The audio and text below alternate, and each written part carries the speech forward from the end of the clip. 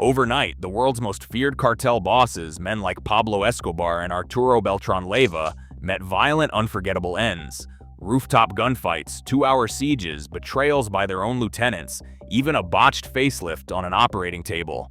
How every major cartel boss died isn't just about headlines.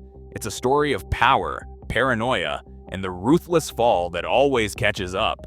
But which kingpins fell hardest, and why did so many go down in ways nobody expected? Pablo Escobar's last stand began with a single phone call. Hunted for over a year by Colombian police, United States intelligence, and a shadowy vigilante group called Los Pepes, Escobar had grown desperate. On December 2, 1993, he dialed his son from a modest safe house in Medellin. The call lasted just long enough for United States Army specialists to triangulate his location. Within minutes, the search block, Colombia's elite police unit, closed in. Escobar, never one to surrender quietly, bolted to the rooftop with his bodyguard, Lyman. Gunfire echoed across the orange tiles as neighbors ducked for cover.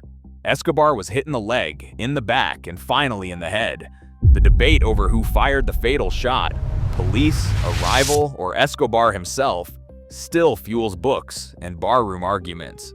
But the result was clear. The world's most infamous drug lord lay dead, sprawled across the roof, as police posed for photographs. 25,000 people attended his funeral, but the Medellin cartel never recovered. 16 years later, Mexico delivered its own public spectacle. Arturo Beltran Leyva, known as the boss of bosses, had spent years dodging capture through bribes, violence, and paranoia. On December 16, 2009, his luck ran out in a luxury apartment complex in Cuernavaca. Acting on a tip, Mexican Marines surrounded the building and launched a 2-hour siege. Grenades and rifle fire shredded walls and windows. Beltran Leyva and his men held out, blasting music from a karaoke machine, because if you were facing the end, you might as well go out singing.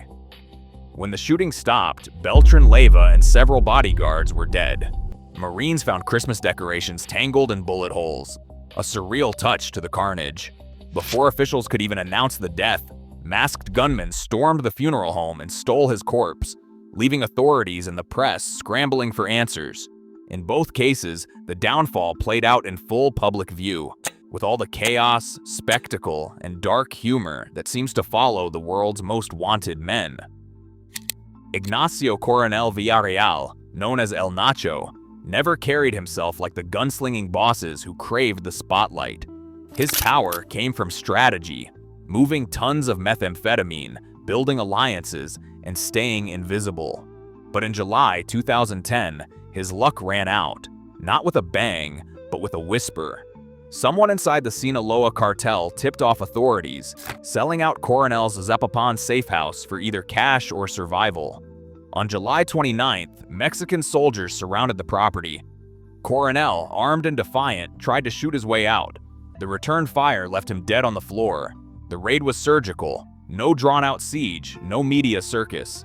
Forensic teams moved in quickly, lifting fingerprints and confirming Coronel's identity before rumors could muddy the waters.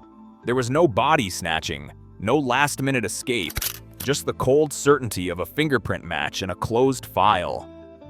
The Sinaloa cartel lost its mastermind, and the streets soon felt the aftershocks as rivals circled for the spoils. Heriberto Lascano, on the other hand, built his legacy on firepower and fear. As the founder of Los Zetas, he turned cartel enforcement into paramilitary warfare. On October 7, 2012, Lascano met his end not through betrayal, but in a hail of bullets. Mexican Marines tracked him to Progreso, Coahuila, acting on a civilian tip about armed men at a baseball game. Lascano and his driver opened fire from a white van, unleashing grenades and rifle rounds. The Marines fired back, killing both men and one of their own. The aftermath was pure Zetas theater. Before dawn, masked gunmen stormed the funeral home and vanished with Lascano's corpse.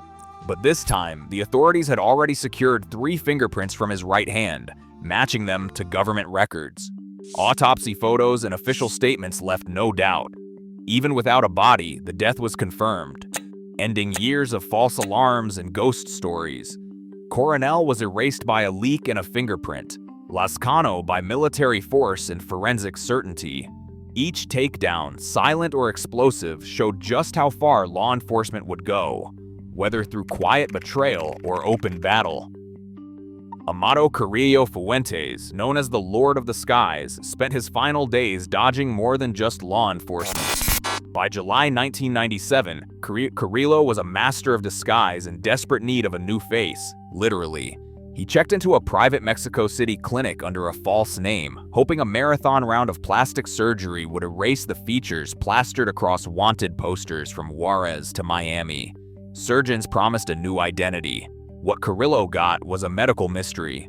Official reports claimed he died on the operating table from complications, heart failure, or a botched anesthesia procedure.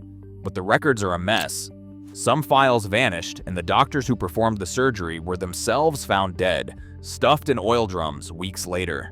For a man who ruled with paranoia, it is almost poetic.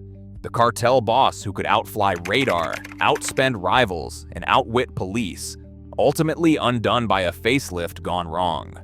Rumors swirled for years that Carrillo faked his death and skipped town with a new face.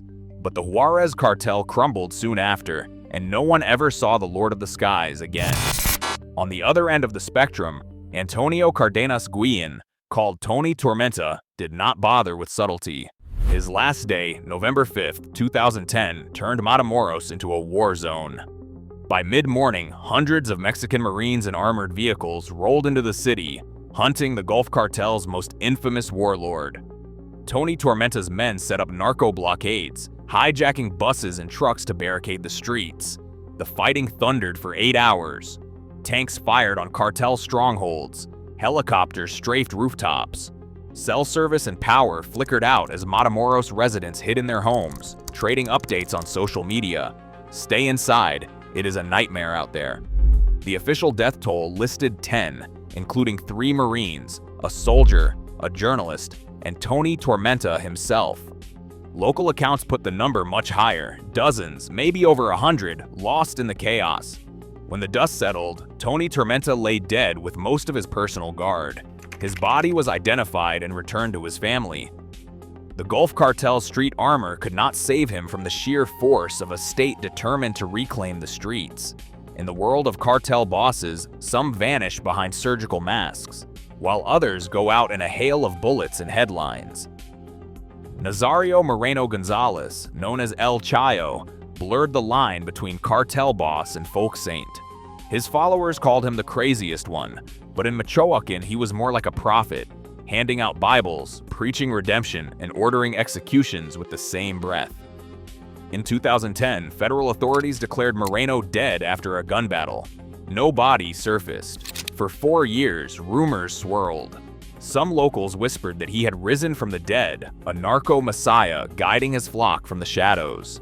Police reports, cartel graffiti, and even intercepted phone calls kept his legend alive. The myth grew so large that entire towns hosted shrines in his honor, and new crimes were blamed on his resurrected hand. But legends don't last forever. On March 9, 2014, federal police cornered Moreno in the hills of Michoacan. This time, there was no vanishing act. Moreno opened fire and was killed in the exchange. Authorities wasted no time. Fingerprints, DNA, and ballistics all confirmed the body. Forensic teams released the results to the press, ending the resurrection myth with the cold certainty of science. His cult faded as quickly as it had appeared, leaving behind only murals and a handful of true believers. Across the border, Garza's story took a different path, one with no room for miracles or myth.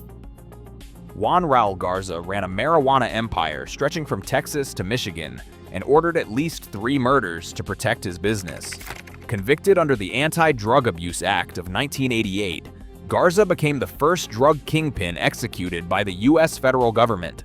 On June 19, 2001 at Terre Haute Prison, Garza met his end by lethal injection. The process was clinical. Court records, appeals, and a final statement asking forgiveness. No shootouts, no vanishing bodies, no rumors of resurrection. Just the machinery of American justice grinding to its conclusion. In Garza's case, the law left no room for legend, only a line in the record books and a warning to those who followed. Cartel empires collapse, but the demand fueling them endures. Today, the global drug trade generates over $400 billion a year, outlasting every fallen boss. As new leaders rise from the shadows, the cycle continues. The end of one kingpin is never the end of the story.